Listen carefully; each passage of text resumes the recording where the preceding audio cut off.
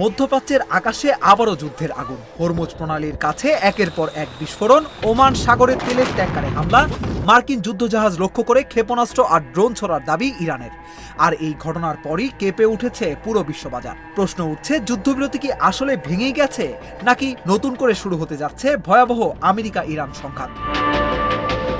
এবার পরিস্থিতি শুধু হুমকি আর পাল্টা হুমকির মধ্যে সীমাবদ্ধ নেই। সরাসরি মুখোমুখি অবস্থানে মার্কিন নৌবাহিনী আর ইরানের রেভলিউশনারি গার্ড।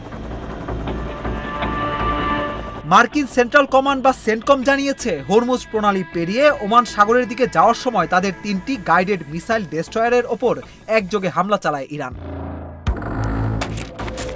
ক্ষেপণাস্ত্র, ড্রোন এবং ছোট ছোট দ্রুতগতির নৌকা ব্যবহার করে এই হামলার চেষ্টা হয় বলে দাবি ওয়াশিংটনের। তবে আমেরিকার দাবি, সব হামলাই প্রতিহত করা হয়েছে। কোনো মার্কিন যুদ্ধজাহাজ ক্ষতিগ্রস্ত হয়নি, বরং পাল্টা জবাবে ইরানের ক্ষেপণাস্ত্র ঘাঁটি, ড্রোন লঞ্চ সাইট এবং সামরিক নজরদারি কেন্দ্র লক্ষ্য করে হামলা চালানো হয়েছে। কিন্তু এখানেই গল্পের শেষ নয়। ইরানের রেভলিউশনারি গার্ড একেবারে উল্টো দাবি করেছে। তাদের ভাষ্য, আমেরিকায় আগে যুদ্ধবিরতি ভেঙেছে। জাস্ক বন্দরের কাছে একটি ইরানি তেলের ট্যাঙ্কারে হামলার পরই তারা এই প্রতিশোধমূলক অভিযান চালায়। ইরানি রাষ্ট্রীয় টেলিভিশনে প্রচার করা ফুটেজে দেখা যায় হরমুজের কাছে মার্কিন ডেস্ট্রয়ার লক্ষ্য করে ক্ষেপণাস্ত্র ছোড়ার দৃশ্য।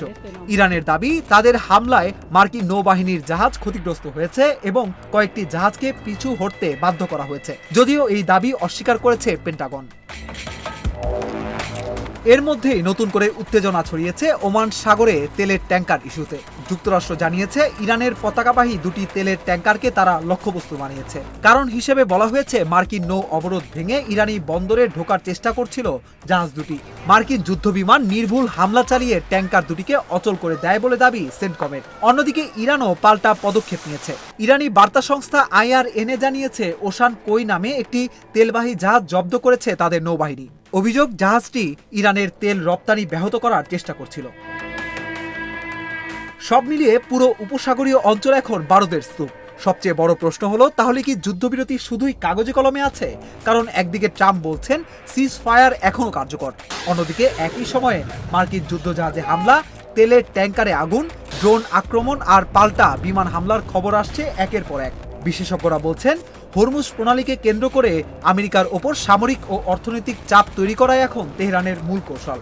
আর এই সংঘাত যত দীর্ঘ হবে, ততই বাড়বে বিশ্বজুড়ে জ্বালানি সংকট, তেলের দাম এবং নতুন এক আঞ্চলিক যুদ্ধের আশঙ্কা। কারণ মধ্যপ্রাচ্যে এখন আর শুধু যুদ্ধের গন্ধ না, বরং মনে হচ্ছে পুরো অঞ্চল ধীরে ধীরে ঢুকে যাচ্ছে এক অনিশ্চিত অন্ধকারের দিকে।